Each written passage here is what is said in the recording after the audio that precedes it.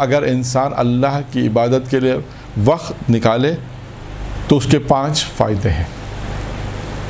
کتنے فائدے ہیں؟ 5 فائدے ہیں.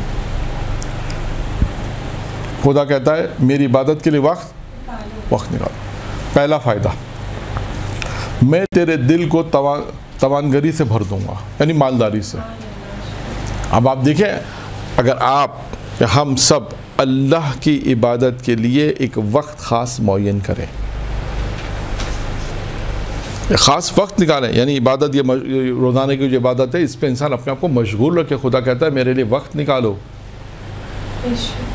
اگر دونوں چیزیں میں بیان کروں آج، وقت نکالنے کے فوائد کیا ہیں اور وقت نہ نکالو تو اس کے نقصانات کیا ہیں. یہ نمبر 1 کیا، پہلا فائدہ کیا ہے؟ میں تیرے دل کو توانگری بھر دوں گا، یعنی مالداری. توانگری یعنی مالداری. 1 2 میں تیرے ہاتھوں کو رزق سے مالا مال کر دوں گا.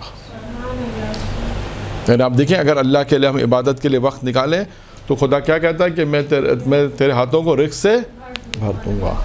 تیسرا، تیرے دل کو خوف سے مالا مال کر دوں گا. انسان کے دل میں خوف خدا آئے گا.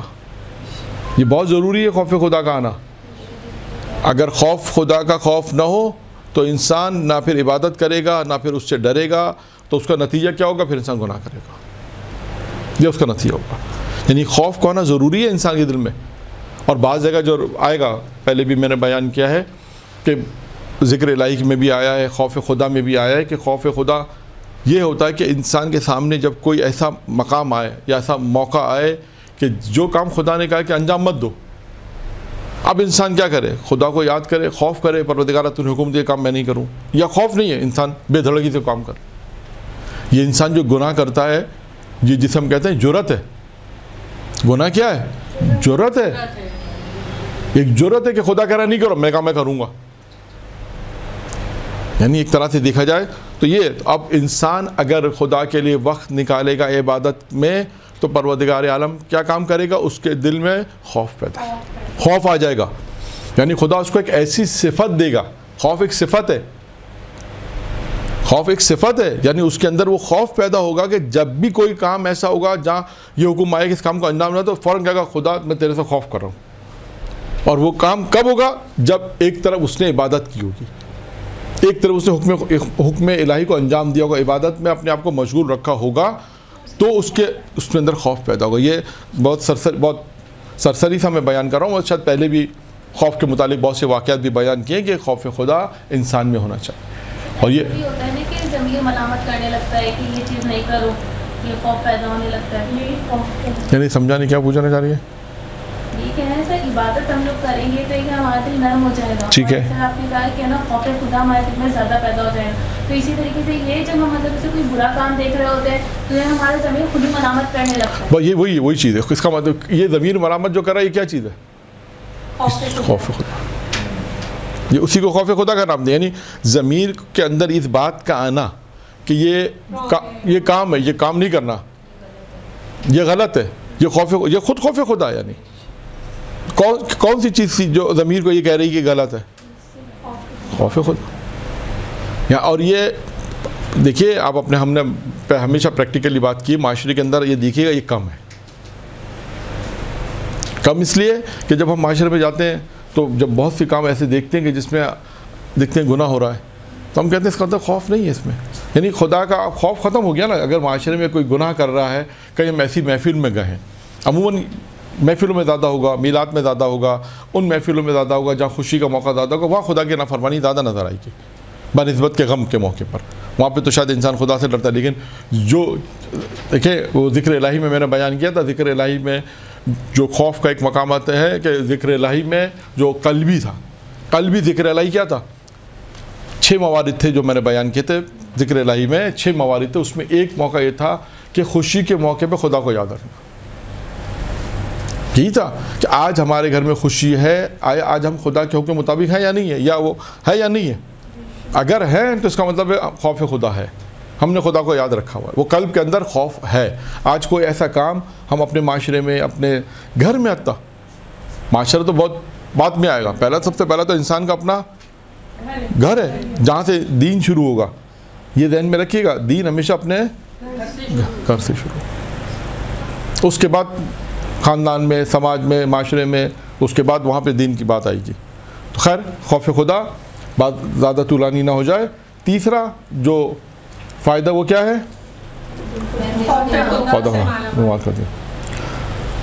چوتھا کیا ہے؟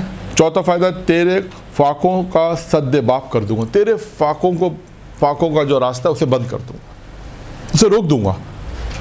یعنی عبادت کا ایک فائدہ کیا ہے کہ خداوند متعال، عبادت کا ایک فائدہ یہ ہے کہ انسان کے فاقوں کا سد باب ہو جائے گا، یعنی انسان کے فاقے ختم ہو جائیں گے۔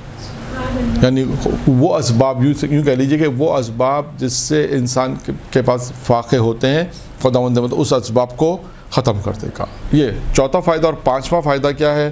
پانچواں فائدہ ہے کہ تجھے تلاش کے بغیر تجھے تلاش کے سپرد نہیں کروں گا۔ ہاں یعنی اب مجھے ڈھونڈنے میں پریشانی نہیں ہوگی، مجھے تلاش کرنے میں ہاں یعنی آسانی، میں تجھے آسانی سے مل جاؤں گا، یعنی میں تجھے تلاش کے سپرد نہیں کروں گا۔ اس کا کیا مطلب ہے؟ اس کا مطلب ہے کہ تو مجھے اگر تلاش کرے گا تو میں تجھے آسانی سے مل جاؤں گا۔ یعنی یہ عبادت کے نتیجے، یعنی خدا انسان، میں اپنے الفاظ میں آپ کو سمجھائیں کہ خدا کے لیے اگر ہم وقت نکالیں گے، جو موضوع ہے ہمارا خدا کے لیے وقت نکالو، تو اس کا پانچواں فائدہ یہ ہوگا کہ خدا کو جب ہم تلاش کریں گے تو خدا ہمیں فوراً مل جائے گا، تو ہمیں تلاش کرنا نہیں پڑے گا۔ اب یہ کیسے ہوگا؟ یہ وذکرونی اذکرکم ہے نا، خود تو میرا ذکر کرو میں ذکر کروں گا۔ یہ بھی گفتگو آ چکی بہت پہلے، پچھلے سالوں میں بیان ہو چکے ہیں وہ کون سے موارد ہیں، وہ پہلے آ چکا ہے۔ اچھا اب آتے ہیں نقصانات کی طرف۔ کیا اگر تم نے میری عبادت کے لیے اپنے آپ کو فارغ نہ کیا اور میری عبادت کے لیے وقت نہیں نکالا تو اس کے نقصانات کیا ہوں گے؟ نمبر ایک نقصان، پہلا نقصان کیا ہے؟ میں تیرے دل کو دنیاوی امور میں مشغول کر دوں گا۔ آج آپ دیکھیں کیا ہے کہ جن لوگوں نے اللہ کے لیے عبادت کے لیے وقت نہیں نکالا ہے، دنیاوی امور میں اتنا مشغول ہو گئے ہیں، یہ بھی کمانا، وہ بھی کمانا، یہ بھی آپ دیکھیں 12 گھنٹے 15 گھنٹے انسان دنیاوی مشغولات میں رہتا ہے، اور اس کے بعد پھر باقی زندگی اپنی ایسے ہی ہے، کمانے میں ہے، گھر میں ہے، کمانے میں، بچوں میں ہے، بس اسی میں انسان کی زندگی ہے، خدا اسے پھر یاد نہیں آتا۔ تعجب ہے کہ وہ اس خدا کو بھول جاتا ہے کہ جس نے کمانے کے اسباب فراہم کیے، جو روزی دے رہا ہے، جو تمام زندگی دے رہا ہے، جو رزق دے رہا ہے۔ انسان تعجب ہوتا ہے کہ اسی خدا کو انسان بھول جاتا ہے۔ کتنے بھی آج میں سے معاشرے لوگ جو نماز نہیں پڑھتے، روزہ نہیں رکھتے، لیکن اللہ انہیں رزق دے رہا ہے، اللہ انہیں روزی دے رہا ہے۔ کتنے ایسے لوگ ہیں، یہاں تک یہ کہوں کہ بلکہ یہ کہ لیے جو خدا کو خدا نہیں مانتے، خدا انہیں بھی رزق دے رہا ہے، انہیں بھی روزی دیتا ہے، انہیں بھی خلق کیا خدا، اسی نے خلق کیا۔ یہ تو وہ ہیں جو خدا کو مانتے تو ہیں خدا، لیکن عبادت نہیں کرتے۔ لیکن اس کا نتیجہ کیا ہے؟ خدا نے کہا اس کا نتیجہ یہ ہے کہ اگر تم میرے لیے عبادت کے لیے وقت نہیں نکالو گے تو دنیا بھی تمہیں مشغول کر دوں گا۔ اب آپ سوچیں کہ انسان اگر اللہ کے لیے وقت نہ نکالے تو اس کا ایک بڑا نقصان، پہلا بڑا نقصان کیا ہے؟ دنیاوی کاموں میں وہ مشغول رہے گا، اور وہ دنیاوی کام مشغول رہے گا، نمبر ایک۔ نمبر دو، تیرے لیے فاقوں کا سد باب نہیں کروں گا۔ جو تیرے لیے فاقے ہیں وہ تیرے لیے فراوان رہیں گے، یعنی فاقے بھی تیرا پیچھا نہیں چھوڑیں گے۔ پھر اس کے بعد ہے تیسرا میں بھی یہی ہے، تجھے دنیاوی کاروبار کے سپرد کر دوں گا۔ وہی دنیاوی امور میں، اور ایک روایت کا ایک اور جملہ بھی ہے کہ میں تجھے دنیاوی کاروبار کے سپرد کر دوں گا، یعنی تو دنیا میں کاروبار میں لگا رہے گا۔ یہاں پر میں ایک واقعہ سنا دوں، ایک جملہ پورا کر کے، روایت کو پورا کر کے پھر ایک واقعہ سنا دیتا ہوں، اس تاکہ یہ روایت مکمل ہو جائے۔ یعنی اور تجھے دنیاوی کاروبار کے سپرد کر دوں گا، اس کی ایک مثال میں آپ کو دوں گا، پہلے یہ جملہ مکمل کر لوں۔ اور اس کے بعد چوتھا نقصان کیا ہوگا؟ تجھے اپنی تلاش کے حوالے کر دوں گا، یعنی اب تو مجھے تلاش کرتا رہے گا۔ وہاں پہ کیا تھا؟ عبادت میں وقت نکالو گے تو تلاش نہیں کرنا پڑے گا۔ اب یہاں پر بالکل دو چیزیں بالکل برعکس ہیں۔ یہاں پر کہا کہ اگر تم میری عبادت میں وقت نہیں نکالو گے تو پھر تم مجھے تلاش کرتے رہو گے، میں تمہیں نہیں ملوں گا۔ تم مجھے تلاش کرتے رہو گے، میں تمہیں نہیں ملوں گا. تو 5 فائدے عبادت کے، اگر اللہ کے لیے انسان وقت نکالے تو 5 فائدے ہیں اور 4 نقصانات. یہ 3 روایتوں کا خلاصہ ہم نے آپ کے سامنے بیان کیا ہے کہ اگر انسان اگر اللہ کے لیے وقت نکالے گا تو اسے کیا فائدہ پہنچے گا، اور اگر وقت نہیں نکالے گا تو اسے کیا نقصان پہنچے گا. اب آئیے ایک جملے کی میں ایک تشریح کر دوں تاکہ بات واضح ہو جائے. میرا خیال ہے تمام چیزیں آپ کے لیے واضح ہیں، اگرچہ واضح شاید یہ بھی ہوگا کہ تجھے دنیاوی کاروبار کے سپرد کر دوں گا. یعنی اس سے کیا مراد ہے؟ یعنی انسان پھر کاروبار میں لگا رہے گا جو خدا کے لیے وقت نہیں نکالے گا. اور اس کی بہترین مثال شاید آپ نے یہ واقعہ سنا ہوگا، لیکن میں موضوع کے مطابق اس سے سنا رہا ہوں کہ پیغمبر کے زمانے میں پیغمبر کے زمانے کا واقعہ ہے کہ کچھ اصحاب تھے جو غریب تھے، جو مدینے مسجد کے ساتھ ایک چبودرا جسے کہتے ہیں، اسے کہتے ہیں اصحاب صفہ، مشہور ہے نا، سنا آپ نے؟ ہاں، وہاں پہ کچھ لوگ رہتے تھے. ان میں سے ایک شخص بہت غریب تھا اور ایک دفعہ اس نے اللہ کے رسول سے 2 دینار طلب کی کہ اللہ کے رسول مجھے 2 دینار دے. تو اللہ کے رسول نے کہا کہ میرے پاس دینار نہیں، اگر ہوتے تو میں تمہیں دے دیتا. کہتے ہیں جبرائیل نازل ہوئے اور جبرائیل نے نازل ہو کر اللہ نے کہا آپ اسے 2 دینار دے دیں. اب دیکھیے 2 دینار جب اسے ملے تو کیا ہوا، یہ نا ذہن میں رکھیے گا موضوع کیا ہے تاکہ بات آپ کے بالکل وضاحت ہو جائے. دنیاوی کاروبار میں سفر کرتے ہیں اگر وقت نہیں نکالو گے تو. اب 2 دینار جب اسے ملے، اس زمانے میں 2 دینار سے اس نے چھوٹا کوئی کام شروع کیا، اور کام شروع کرتے کرتے جب کام شروع کیا اور کرتے کرتے پھر کام میں برکت ہوئی، تھوڑا پھر اور پیسے ملے اور پیسے ملے اور پیسے ملے، تھوڑا سا کاروبار وسیع. اچھا، اب اس قسم میں ہوتا کیا ہے، یہ ہمارے معاشرے میں بھی آپ نے دیکھا ہوگا کہ جو آدمی پہلی صف میں نماز پڑھتا ہے اور جب وہ کاروبار تھوڑا بڑھتا جاتا ہے تو وہ پھر دوسری صف میں آ جاتا ہے، یعنی تھوڑا لیٹ آتا ہے مسجد میں. پہلے آتا تھا دروازہ مسجد کے اذان ہوئی فوراً مسجد میں آ گیا. یا ایسے بھی لوگ تھے کہ جب مسجد کا دروازہ جیسے بند ہو جاتا راتوں میں، وہ نماز شب کے لیے اگر کھلتا ہے، مطلب 4 بجے فجر ہے، 5 بجے فجر ہے، تو 4:30 بجے کھل جاتا ہے. تو وہ کچھ افراد ایسے بھی تھے کہ ہیں آج بھی معاشرے میں ایسے افراد جہاں مسجدیں بند ہوتی ہیں تو وہ 4:30 بجے موجود ایسے بھی لوگ تھے. خیر، یہ شخص بھی انہی میں سے تھا جو نماز اول وقت میں پڑھنا، پیغمبر کے ساتھ اصحاب صفہ میں تھا اور پیغمبر ان لوگوں سے محبت بھی کرتے تھے. اور جیسے کے بعد مال آیا، آتے آتے یہاں تک یہ جب امیر ہو گیا اور اتنا امیر ہو گیا کہ اس کا کاروبار وسیع ہو گیا، اور اتنا وسیع ہو گیا کہ یہ کاروبار اپنا مدینے سے باہر لے گیا، اور آہستہ آہستہ نماز میں آنا کم ہو گیا. 1 بجے پہلا جسے کہتے ہیں نا 1 بجے نماز پڑھتے ہیں، پھر 2 بجے پڑھتے ہیں، پھر 4 بجے پڑھتے ہیں. اس طرح نمازوں کا ٹائم میں بھی تبدیلی آتی چلی گئی. تو پیغمبر اسلام نے پوچھا اس صحابی کے بارے میں، وہ نظر نہیں آ رہا. کہ اللہ کے رسول اس نے تو اپنا کاروبار اتنا وسیع کر لیا کہ وہ مدینے سے باہر اپنا کاروبار لے کے گیا. کہا ٹھیک ہے. اب جب زکوٰۃ کی آیت واجب ہوئی، نازل ہوئی، زکوٰۃ کی آیت جب نازل ہوئی تو اللہ کے رسول نے صحابیوں کو بھیجا، کہا کہ بھائی اس کے مال میں زکوٰۃ واجب ہے، اب اس سے کہو کہ اپنے مال میں زکوٰۃ نکالیں.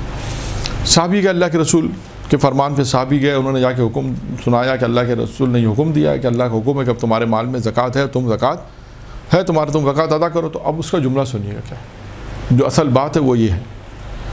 اس نے ایک جملہ کہا، اس نے کہا اب میرے پاس اتنی دولت ہو گئی کہ اب اللہ کا رسول یہ چاہتا ہے کہ میں پہلے کی طرح فقیر ہو جاؤں. یہ مال سے محبت ہے، یہ ہے کاروبار سے محبت. یعنی یہ نتیجہ ہے کہ انسان کے دل میں جب مال کی محبت، دولت کی محبت، عزت بھی انسان جب حاصل کرتا ہے، منصب حاصل کرتا ہے، تو جب یہ سب چیزیں جب انسان کے دل میں آتی ہیں تو انسان پھر اس کے بعد کہتے ہیں نا، اس کا اردو میں یہ کہا جاتا ہے اس کا دماغ ٹھکانے نہیں ہے. اس کو آسان الفاظ میں یہ کہہ سکتے ہیں کہ وہ اس کے ہوش اڑ ہو جاتے ہیں. یعنی یہ تمام چیزیں کیا کرتی ہیں، یہ تمام چیزیں انسان کی عقل پر حاوی ہو جاتی ہیں، تکبر آ جاتا ہے.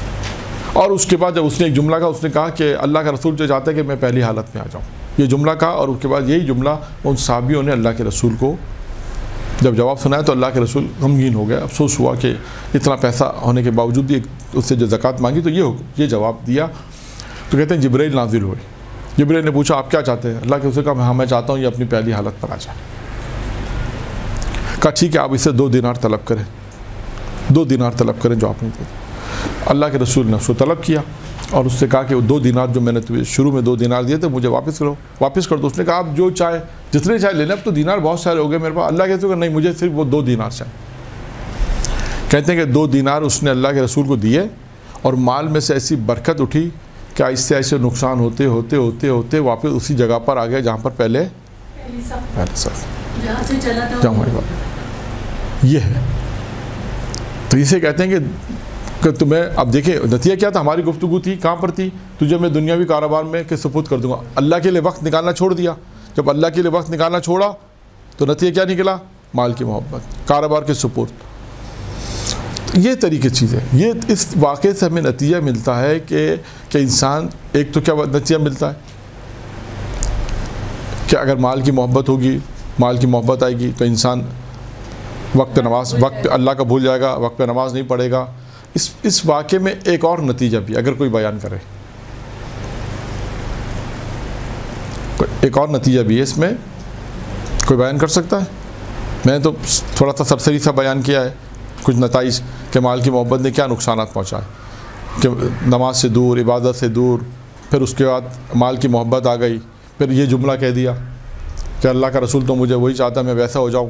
ٹھیک ہے، عبادت یہ تو سب میں نے بتا دیا نا. کوئی ایک عبادت سے دوری مطلب وہ اللہ تعالیٰ کی طرف سے مطلب بے رخی ہو گئی. یہ سب چیزیں تو میں نے بیان کر دی. میں نے کہا کہ کوئی انسان کے لیے فتنہ ہے، یہ بھی بیان کر دیا. ہاں میں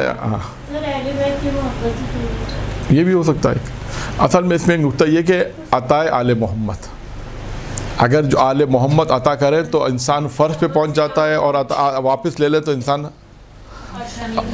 عطا کرے تو عرش پہ چلے جاتا ہے، اور اگر واپس لے لے تو وہ فرش پر آئے. اس کو یوں بھی پڑھ سکتے ہیں، یہ ہے عطائے آل محمد ہے. اس کو اس لحاظ سے بہت بہترین ہے. ہاں کہ دیکھیں انہوں نے عطا کیا، اس کو بہت مال ملا، لیکن وہ پھر اس سے تحمل نہیں کر سکا. وہی کہنا ہے، دیکھیں عطائے آل محمد ہے اسی مقام پر، اس لیے نہیں، یہ اس مقام پر یعنی ہم اس واقعے سے نتیجہ نکالتے ہیں کہ عطائے آل محمد ایک چیز ہے. جیسے بہت سے واقعات ہیں، امیر المومنین نے کسی کو دیا، بسم اللہ کان میں پڑھا. عطائے محمد ضروری نہیں ہے کہ عطائے محمد مالی ہو، روحانی بھی ہو سکتی ہے، قرآن بھی ہو سکتا ہے نا. عطائے کسی کے کان میں قرآن پڑھا، اسے حفظ کر دیا امیر المومنین نے، اس کو ساری چیزیں حفظ ہو گئی. پورا قرآن حفظ ہو گیا. روایت میں کہ وہ گنگناتا تھا، علی نے کہا تو قرآن کیوں نہیں پڑھتا؟ اس نے کہا مولا مجھے نہیں آتا. کہتے ہیں علی نے چند جملے کان میں پڑھے، پورا قرآن اسے.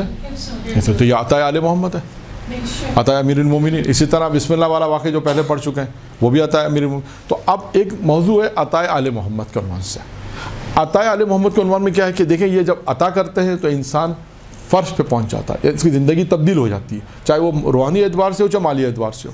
یہ مالی اعتبار سے تھا، لیکن اس نے اس مالی اعتبار سے آنے کے بعد اپنی اس پوزیشن کو باقی نہیں رکھا کہ نماز اسی طرح رکھتا، عبادت اسی طرح کرتا، روزے اسی طرح رکھتا، اور وہ جملہ نہ کہتا جو اللہ کے رسول کو غمگین پہنچ. کیونکہ اس مال دولت نے اس کے اوپر اس کو راغب کر دیا، اس کے اوپر حاوی آ گئی، جس کی بنا پہ اس نے یہ جملہ کہا.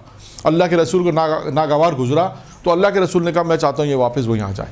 تو یہ واپس یعنی پھر اللہ کے رسول نے دینار لیے تو کہا کہ عطائے آل محمد دے دیں تو انسان عرش پر ہے، لے لیں تو فرش پر ہے. یہ اس کا نتیجہ. تو اچھا اب یہ دنیا میں بھی ہے، آج بھی ایسا ہی ہے. اس واقعے میں تو لے لینا بھی ایک لحاظ سے آتا ہے، وہ یوں ہاں آتا ہی ہے. پہلے سب میں آ گیا نا. ہاں یہ بھی ایک آتا ہے. نہیں، اس کو درس دینا ہے، اس کو یہ درس دینا، اس میں درس عبرت ہے، اس میں عبرت ہے. اس میں اس واقعے میں ٹھیک ہے آپ بھی اگر کہیں کہ وہ پہلی صف میں آ گیا ٹھیک ہے، لیکن عبرت ہے، لوگوں کے لیے عبرت بن گیا. وہ خود عبرت ایک موضوع ہے نا. عبرت کیا ہے؟ دوسروں سے عبرت لیں. آپ کے مثال میں آپ کو فرض کریں آپ کے خاندان میں ایک شخص تھا، غریب تھا، کسی طرح بھی کاروبار کرتے وہ پہلے نمازی بھی تھا، روزے دار بھی تھا، سب کچھ تھا. آپ نے دیکھا دیکھتے ماشاءاللہ وہ آپ مطلب اتنا پیسہ والا ہو گیا کہ ڈیفینس میں گھر لے لیا، فلاں گھر لے لیا، دنیا کے اندر ایک دنیاوی زندگی میں چلے گیا. اور پھر کوئی ایسا جھٹکا لگا خدا کی طرف سے تو اس سارا کاروبار نقصان ہو گیا، سب وہیں باقی اپنے اس پرانے مکان میں آ گیا. تو آپ اس سے کہیں گے ہاں یہ تو بہت اچھا ہے واپس آ گیا، یہ کہیں گے عبرت لیں گے. اس سے کیا لیں گے؟ عبرت ہے. اس سے عبرت دیں گے لوگ کہ بھائی دیکھو اللہ نے جو مال دیا، دولت دی، عزت دی، اسے وہ سنبھال نہیں سکا. اگر اسے صحیح طریقے سے حاصل کی تھی تو اسے سنبھال نہیں سکا. تو اس کا مطلب دوسروں کے لیے عبرت کا باعث بنیں گے کہ بھائی جو عبرت کیا چیز ہے؟ یہی چیز عبرت ہے. یہی عبرت ہے کہ بھائی دوسروں کو اللہ نے دیا، اس نے اس کو غلط طریقے سے استعمال کیا، اور پھر جب اللہ نے امتحان لیا اور واپس لیے تو وہ اسی مقام پر آ گیا. تو لہٰذا اب انسان الرٹ ہو جائے کہ بھائی اگر اللہ مجھے دے تو مجھے اس جیسا نہیں ہونا ہے. اگر اللہ مجھے دے تو میں اس کی طرح نہیں بنوں گا. کہ میں اپنی زندگی کو خدا کو بھلا دوں اور خدا پھر مجھے یہاں پہ لے گا. نہیں, ہر آدمی کہے گا نہیں پروردگار میں اپنے آپ سے کہے گا میں ایسا نہیں بننا چاہتا. نہیں, میں اگر اللہ مجھے دے گا تو میں آہستہ آہستہ خدا کو ساری زندگی فراموش نہیں کروں گا, خدا کو یاد رکھوں تاکہ ایسا یعنی ہم یہ کہیں گے عزت ہمارا اشر نہ ہو, یہ کہیں گے لوگ. ٹھیک ہے, تو یہاں تک ایک بات کو ہم نے مکمل کیا, وہ یہ تھی کہ یہ بحث اور گفتگو تھی کہ اللہ کو یاد کرنے کے فائدے.